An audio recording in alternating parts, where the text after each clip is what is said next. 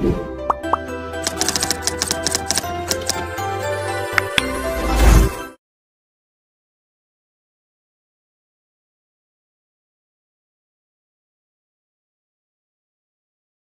my lovely viewers, Assalamu alaikum. Welcome back to my channel Kashful's Kitchen. Last week ছিল লামিয়ার হেনা night. সব ফ্রেন্ডসরা মিলে ডালা বানিয়েছিলাম। আমার ছিল পিঠা, তাই আমি ঠিক করেছিলাম পাটিসাপটা পিঠা বানাবো। সো আমি বানিয়েছিলাম প্রায় 100-র মতো পাটিসাপটা পিঠা। কিছু আশেপাশের বন্ধুদের দিয়ে বাকিটা প্রায় 70 থেকে 75টা পিঠা নিয়েছিলাম লামিয়ার প্রোগ্রামে। ও আচ্ছা, আমরা ছিলাম ছেলে পক্ষ, তাই পিঠার ট্রেতে দিয়েছিলাম ব্লু কালারের চকলেট। হেনা থেকে এসে পরের দিন মনে হলো পাটিসাপটা পিঠার রেসিপিটা আমার ভিউয়ার্সদের সাথে শেয়ার করি। যেই চিন্তা সেই কাজ। ঘরে থাকা অল্প কিছু ইনগ্রেডিয়েন্টস দিয়ে সহজ এবং দুর্দান্ত মজার এই পাটিসাপটা পিঠা এখন অল্প করে তৈরি করে দেখাবো।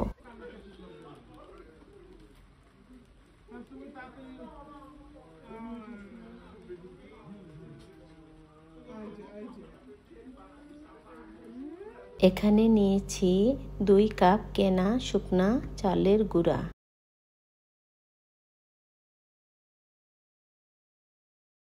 হাফ কাপ ময়দা। ময়দা দিলে পিঠাটা অনেক নরম থাকবে। হাফ কাপ চিনি, মিষ্টি আপনার পছন্দ মতো দিয়ে নেবেন। Half cup full cream, milk powder মানে গুঁড়া দুধ। গুঁড়া দুধ দেয়াতে পাটিসাপটা পিঠার স্বাদ অনেক ভালো আসবে, আর এটা অপশনাল, আপনি চাইলে বাদ দিতে পারেন। পিঠার স্বাদ আরো বাড়ানোর জন্য দেব হাফ চা চামচ লবণ। এটা অপশনাল, আপনি চাইলে বাদ দিতে পারেন। এবারে শুকনা ইনগ্রেডিয়েন্টস গুলো ভালো করে মিশিয়ে নেব। অল্প অল্প পানি দিয়ে খুব সুন্দর একটা স্মুথ ব্যাটার তৈরি করে নেব। ব্যাটারটা খুব ঘন বা পাতলা হবে না। ঘনত্ব চিতই পিঠার ব্যাটার থেকে আর একটু পাতলা হবে। একেবারে অনেক পানি দেওয়া যাবে না, তাহলে ব্যাটার বেশি পাতলা হয়ে যেতে পারে। ব্যাটার রেডি হলে বলে দেব আমার কতটুকু পানি লেগেছে, কিন্তু মনে রাখতে হবে সব চালের গুঁড়া এক রকম নয়। কোনো কোনো চালের গুঁড়াতে একটু বেশি বা কম পানি লাগতে পারে। আমার ব্যাটারের কনসিস্টেন্সি দেখে বুঝে নিতে হবে ব্যাটারের ঘনত্ব। আমার লেগেছে 1 কাপ পানি। 1 চা চামচ তেল দেব। পিঠাটা ঠান্ডা হওয়ার পরেও বেশ নরম তুলতুলে থাকবে।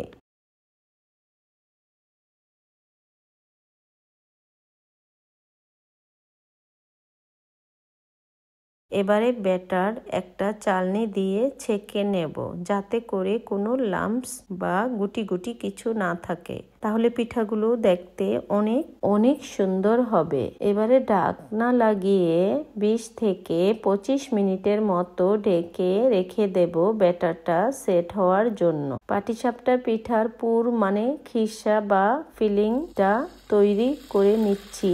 প্যানে 2-3 টেবিল চামচ পানি দিয়ে দেব। পানি গরম হলে দিয়ে দেব 1 litre full cream fresh cow milk মানে পূর্ণ ননি বা ফ্যাট যুক্ত তরল তাজা দুধ। চুলার আঁচ থাকবে মিডিয়াম হাই হিটে। পানি দেওয়ার কারণে দুধ সহজেই লেগে যাবে না, তারপরেও সারাক্ষণই চুলার আশেপাশে থেকে নেড়েই যেতে হবে। কিছুতেই হাঁড়ির তলানিতে পোড়া লাগানো যাবে না, তাহলে পিঠার আসল যে ফ্লেভার ওটা নষ্ট হয়ে যাবে। পোড়া পোড়া বাজে একটা স্মেল হবে পিঠাগুলোতে। দুধ ঘন হতে শুরু হয়ে গিয়েছে, প্রায় অর্ধেকের মতো হয়ে গিয়েছে। এবারে দিয়ে দেব নলেন বা খেজুরের গুড় 1 কাপ মানে 250 গ্রাম। আপনি চাইলে চিনি দিয়েও বানাতে পারেন এই পাটিসাপটা পিঠার ভেতরের ফিলিং বা পুর খিরসা। দুধ চুলায় দেওয়ার আগে 4 টেবিল চামচ দুধ রেখে দিয়েছিলাম। সেই দুধের মধ্যে 2 টেবিল চামচ চালের গুঁড়া মিশিয়ে এই মিশ্রণটা ঘন দুধে দিয়ে দেব, যাতে করে খিরসাগুলো আরো ঘন হয়ে যায়। এবারে অনবরত নেড়ে নেড়ে একটা ঘন খিরসা বানিয়ে নিতে হবে।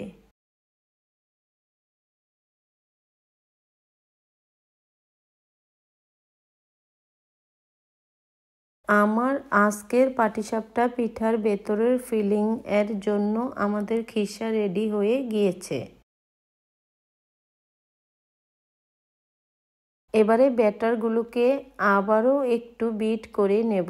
যদি ব্যাটার খুব ঘন মনে হয় তাহলে সামান্য পানি মিশিয়ে একটু পাতলা করে নিতে হবে। এবারে পিঠাগুলো তৈরি করে নেব।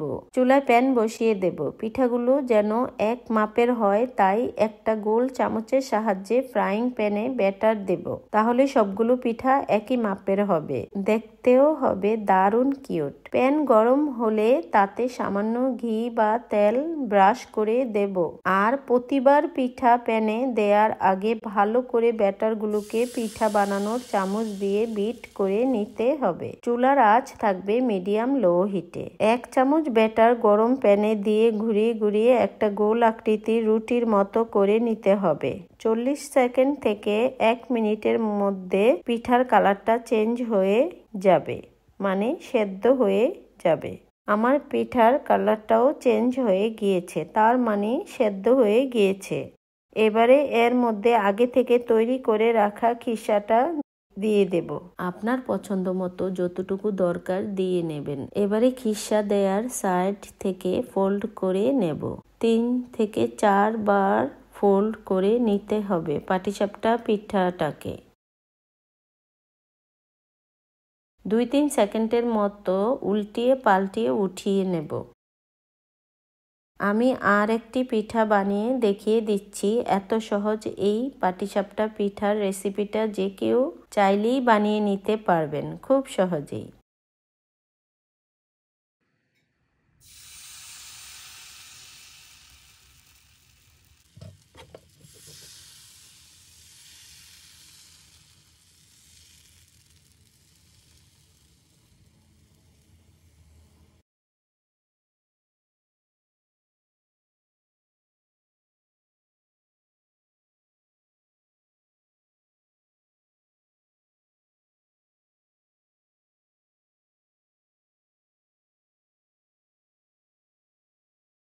আমার সবগুলো পিঠাই তৈরি হয়ে গিয়েছে। খুব সুন্দর নরম তুলতুলে আর খেজুরের গুড়ের অসাধারণ ফ্লেভারে ভরপুর আমার আজকের পাটিসাপটা পিঠা। খেতেও হয়েছে দারুণ স্বাদের।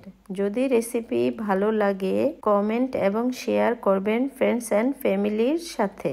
আর আমার চ্যানেলটা সাবস্ক্রাইব করে পাশে থাকা বেল আইকনটি অন করে দেবেন আমার পরবর্তী আপকামিং ভিডিওর জন্য।